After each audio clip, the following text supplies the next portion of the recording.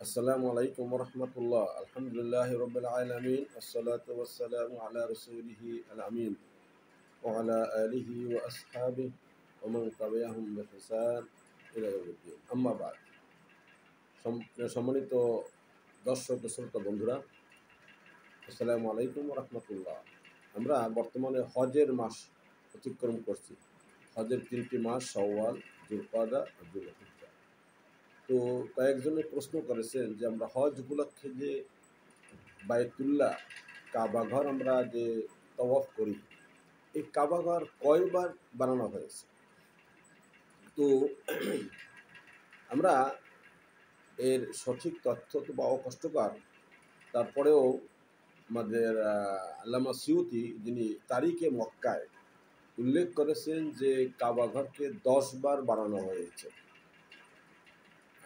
প্রথমবার ফেরেশতারা নির্মাণ করেছেন, দ্বিতীয়বার হযরত আদম আলাইহিস সালাম নির্মাণ করেছেন, তৃতীয়বার আওলাদের আদম নির্মাণ করেছেন, চতুর্থবার হযরত ইব্রাহিম আলাইহিস সালাম কর্তৃক নির্মিত হয়েছে, পঞ্চমবার আমালেকা জাতি আরবের তারা নির্মাণ করছেন,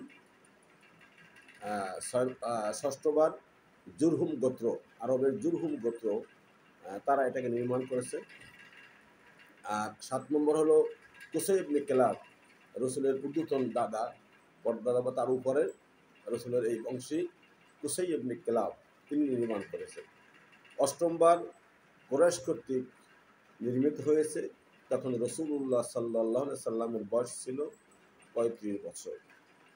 নবমবার হযরত আব্দুল্লাহ ইবনে জুবাইর রাদিয়াল্লাহু তাআলা আনহু কর্তৃক নির্মিত হয়েছে, যখন তিনি মক্কার মদিনার খলিফা ছিলেন এবং এজিদ তখন সিরিয়া দামেস্ক, তখন তার থেকে বিদ্রোহী করে তিনি এই দুই এলাকা শাসন করেছিলেন, তখন তিনি এই ঘরটা ভেঙে আবার তৈরি করেছিলেন, সম্ভবত 63 কি 64 হিজরির দিকে।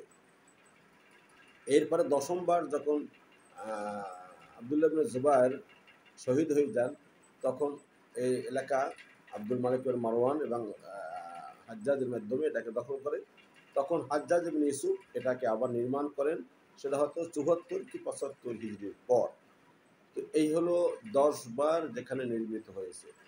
তবে মন্তব্য আছে এখানে যে হযরত ইব্রাহিম আলাইহিস সালাম যে নির্মাণ করেছেন, এটা কোরআন এবং সহিহ হাদিস দ্বারা প্রমাণিত। দ্বিতীয়, কুরাইশ কর্তৃক যে নির্মিত হয়েছে রাসূলুল্লাহ সাল্লাল্লাহু আলাইহি ওয়াসাল্লাম যখন 35 বছর, এটাও সহিহ হাদিস দ্বারা, সহিহ বুখারী মুসলিমের হাদিস দ্বারা প্রমাণিত। 3 নম্বর, হযরত আব্দুল্লাহ ইবনে জুবাইর তিনি যে নির্মাণ করেছেন, এটা সাহাবীদের আসার দ্বারা সহিহ সনদে নির্মিত এবং সিরাত গ্রন্থে স্পষ্ট উল্লেখ আছে এবং সাহাবীদের আসারও এর পক্ষে রয়েছে। আর 4 নম্বর যে হাজ্জাজ ইবনে ইউসুফ যে নির্মাণ করছেন, এটাও সাহাবীদের আসাদের উল্লেখ আছে, কারণ এই দোনো সময় এখন সাহাবীদের যুগ। কারণ সর্বশেষ সাহাবী মারা গেছেন 110 হিজরিতে, আবু তুফাইল আমর ইবনে ওয়াসিল আত-তালাইসি। অতএব এই 4টি নির্মাণ কিন্তু একেবারে সহিহ মানে প্রমাণ দ্বারা প্রমাণিত। তবে আর এগুলো এই 4টা যে নির্মাণ, হযরত ইব্রাহিম, কুরাইশ এবং আব্দুল্লাহ ইবনে জুবাইর এবং হাজ্জাজ ইবনে ইউসুফ, এই 4টা কিন্তু ছিল নূতনভাবে নির্মাণ, পুরা ভেঙে নূতনভাবে নির্মাণ।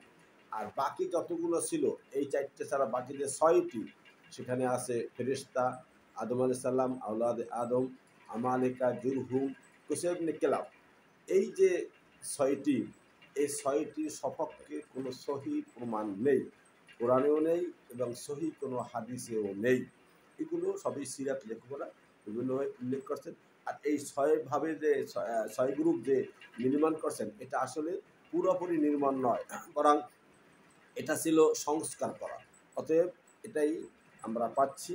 যদি আপনি এর ব্যাখ্যা আরও জানতে চান, তাহলে দেখুন আমাদের সহিহুল বুখারী, যে ইন্ডিয়ান নুসখার 2 খণ্ডের সহিহুল বুখারী যা টিকা আছে পাশে, সেই 2 খণ্ডের ইন্ডিয়ান নুসখার টিকার কিতাবুল মানাসিকের মধ্যে বাবু বুনিয়ানুল কাবা, এর টিকায় এই কথাগুলো ওখানে উল্লেখ আছে। আল্লামা আহমদ আলী সাহারনপুরী উনি তারিখে মক্কা থেকে সিরাতের কথাগুলো ওখানে উল্লেখ করেছেন, ওখানে লেখা আছে কিতাবুল মানাসিক, বুখারীর 1ম খণ্ড, ইন্ডিয়ান নুসখা এবং বাবু বুনিয়ানুল কাবা ইমারত, এই কথা ওখানে উল্লেখ আছে।